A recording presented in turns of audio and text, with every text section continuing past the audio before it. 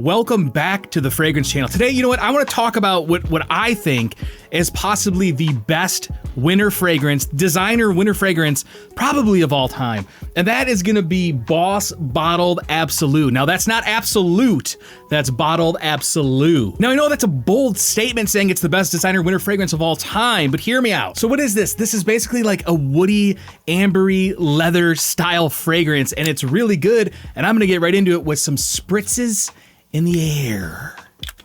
Oh, it smells so good. It's burning, it's stinging the eyes, but I didn't always love this fragrance. It wasn't a love at first sniff for me, but I'm gonna talk about that a little bit later. Okay, let's get some sprays on the skin. I just sprayed the lens, wrong direction. I'm gonna do 2 sprays on my forearm. I'm already wearing this actually today anyways, so it's very potent in here. I popped the pee. Okay, this opens up very warm and spicy. And sweet. This is a sweet fragrance. I get mild incensey notes.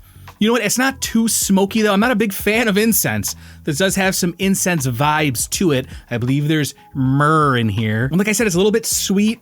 It's almost like chewy. It has like a semi-gourmand-like quality to it. Almost like some spiced dried fruits maybe. It's like a chewiness, you know? A chewiness, damn it. And for some reason, it's not listed, but I almost get like a tobacco vibe. It's probably because of the incense. So once again, right up top, it's warm, spicy. It's a little bit smoky. You get like this chewy, gourmand-like quality, and it's a little bit sweet.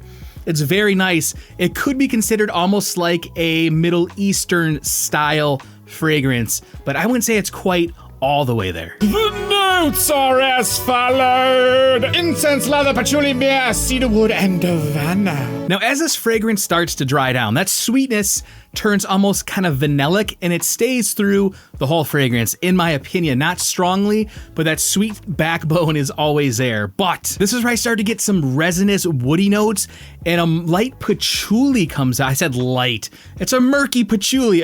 No, it's a good patchouli. It's a chocolatey patchouli, starts to emerge, and then I get hit with leathery notes. And I don't know what it is, but to me, there's a slight booziness to this fragrance. Maybe not booziness, but like a herbal booziness, almost like Jägermeister, if you've ever had that. Not that exact style, but like that type of herbalness is in this. So once again, you get the warm, spicy, a little bit of incense, a little bit of chewy, almost sweet dried fruits, gourmand qualities mixed with woodiness, patchouli, and a little bit of leather that makes a fantastic fragrance, especially for the cold and winter months.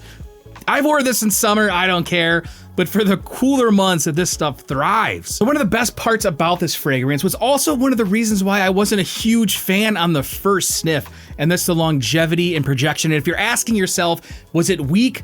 Well, not at all. It's the complete opposite. Honestly, this fragrance is a bomb. It's very strong. Some might even say it's too strong, but to me, that's a great thing.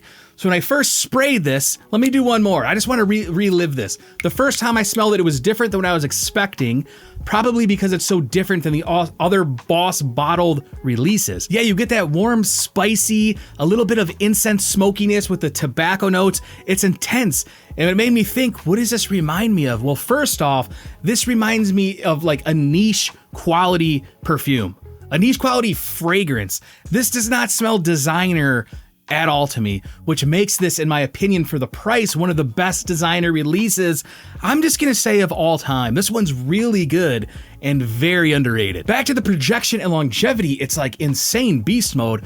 We're talking like over 24 hours. On clothes, you'll easily smell this the next day in your clothes. If you do 3-4 sprays, you're gonna bake out a room for sure, and it's gonna stick with you all day, which is fantastic because the cost of this is probably not what you're expecting. I believe this is the 100 ml, although on the bottle it's listed at a 3.3 ounce instead of 3.4, but the 100 ml size comes in at $158. I believe you can also get this in the smaller 50 ml, which is around $125. That's 1.7 ounce. Also, if you do want to try a sample of this, I do have samples available on the Fragrance Channel decants. I'll put that link below. I'll ship and package it just for you, brah, from this exact bottle. Now back to niche. Why is this niche in my opinion? So what does this remind me of? For those of you that have fragrances and are familiar, This, now I'm not saying it smells exactly like this, but it reminds me of the reminiscence a little bit.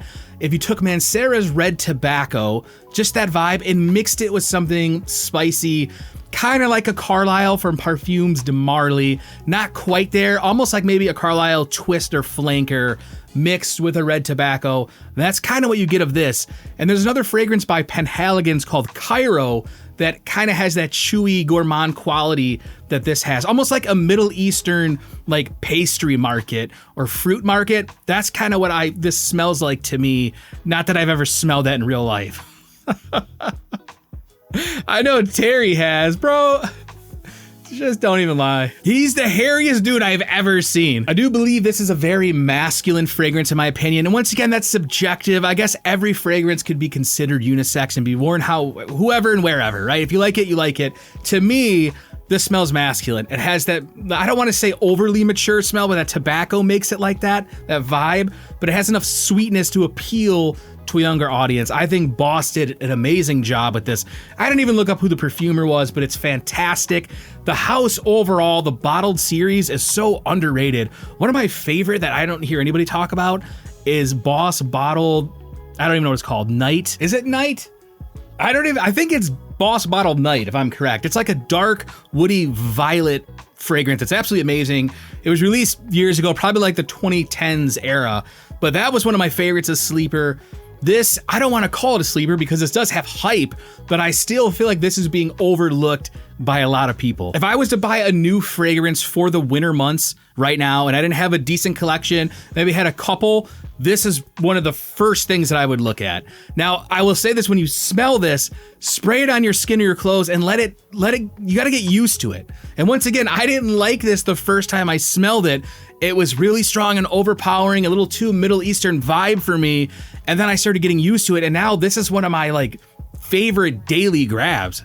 It's hard for me not to want to wear this every single day. I wore it all through the late summer, all through the fall, autumn months, and in the winter, it's just thriving even more. If this was released, just this formula, by a bigger niche brand, we'll say Parfums de Marly, Mancera's, Amouage, whatever brand you want to do, we'll zhuzh off, this would be $300 plus dollars.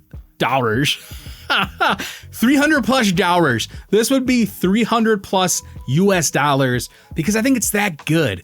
And if they refined it even more, it'd be amazing. But like I said, this is definitely more than top 10. We're going to say top 5 designer No. I'm going further. I'm going to say top 3 designer fragrances for the cooler months of all time personally to me. Take it whatever you want. If you don't believe me, go try to sniff it. This is the Fragrance Channel. My name is Ryan. Thank you for stopping by, bruh. That's all I gotta say. But what I'm gonna do is go heat up that pizza unless Logan ate all that shit. Logan, no bruh.